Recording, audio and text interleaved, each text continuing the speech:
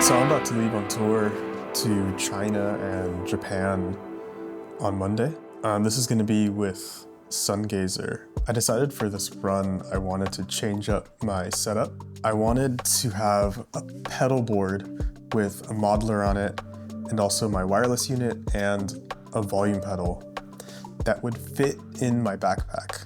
Something else that was happening when I was playing live was my volume pedal was kind of moving around the stage anytime I used it, which was really annoying. So I really wanted to have it mounted to a pedal board. So for this video, I kind of just wanted to show the board and go through some of the tones that I'm going to be using for the live show. So the board itself actually came from a bigger flatboard that I had. My dad helped cut it. So this used to be way bigger, and then I cut just a very specific size that I knew would fit exactly in the backpack. So sadly, I didn't have space to put the handles that I originally had, but on the back it still has like the little feet. And yeah, I mean, you can see it's super simple. It's literally just Quad Cortex, the Shure guitar wireless unit, and the Dunlop Volume X Mini. So I think we should power this up and get some guitar tones. So this is kind of like the basic overview of my preset. So you can see my scenes. I kind of have them laid out where the bottom row are like my main ones. So I have clean, drive, lead, gent, and then the top are like ambient versions of those. There's some blocks that are on the entire time. One of those blocks is my compressor. These are my compression settings. I think this is honestly just the default setting, which sounds like this.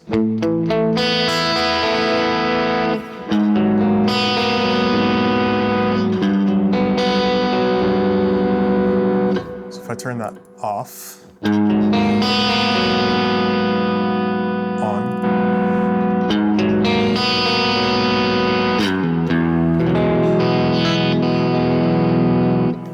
so it's quite a bit of compression, but I like it. And then the main amp that I'm using is this Matchmore D30 channel 1. I have the volume kind of cranked, so even in my clean setting,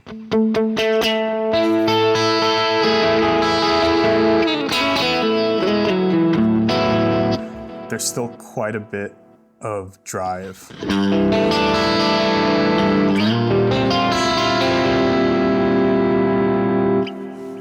And then my main delay is a stereo tape delay, doing this like ping pong.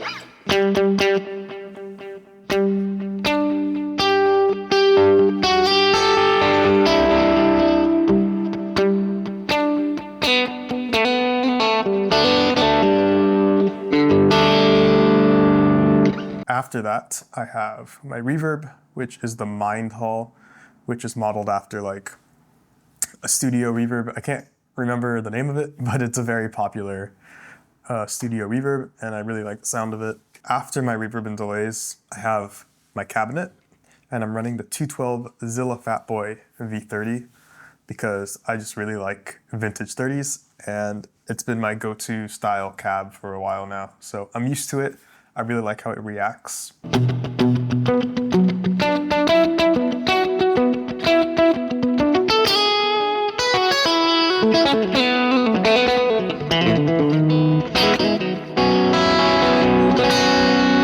Pretty cool. After this, I have my clean ambient. Here's what this sounds like. It's very, very wet.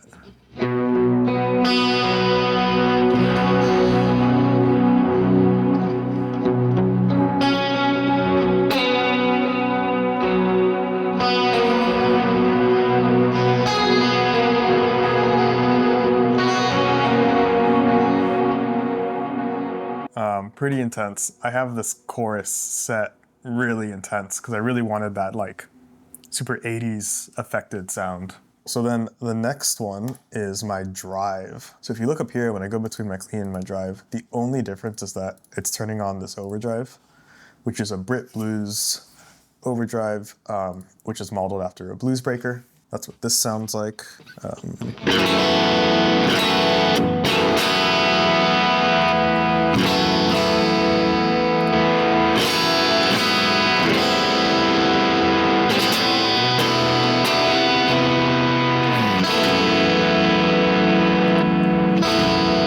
So it's not a ton of overdrive, but it gives it a nice.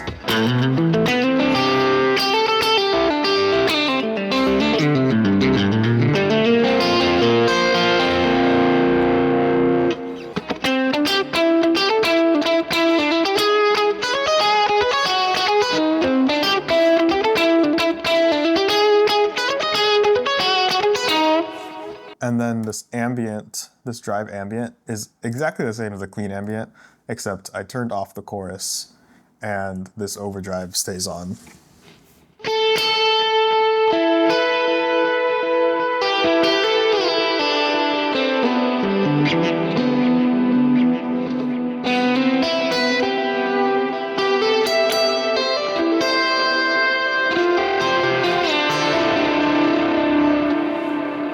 What usually happens is if there's a song that requires a very specific sound, these ambient patches are usually the first ones that I will swap out. So we have a drive and then our lead sound. The only difference is that there's a different overdrive, and this is a capture of my pedal. So I made this capture a few years ago of a Surf Green Timmy pedal, which sounds like this.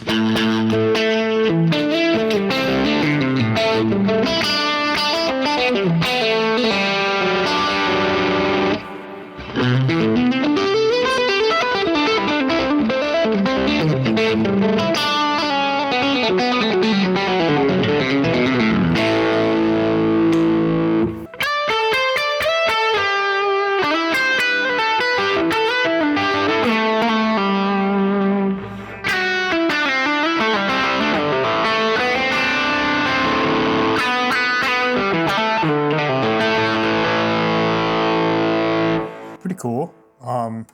Lead ambient is the same, but with all the reverbs.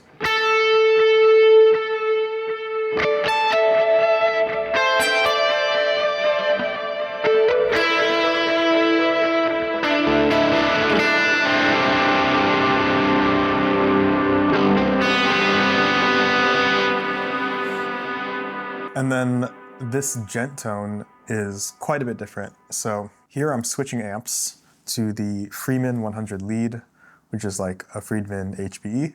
And then I have this doubler effect. So that sounds like.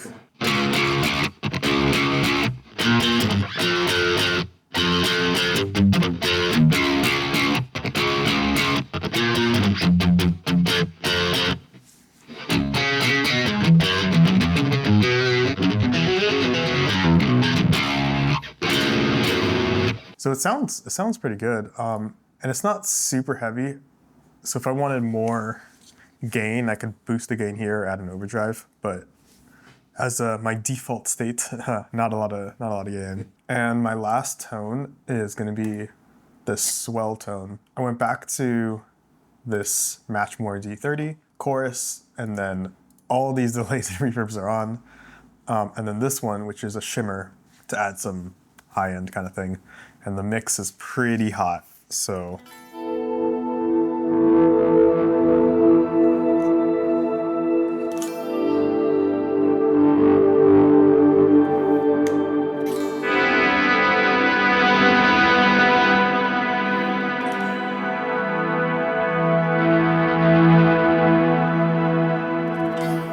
So you'll hear that it does kind of distort, which I thought was kind of cool. It's not this extremely clean shimmer and swell sound. It's very like, it's got an edge to it, which I thought was kind of fun. Well, thank you for watching this this quick video.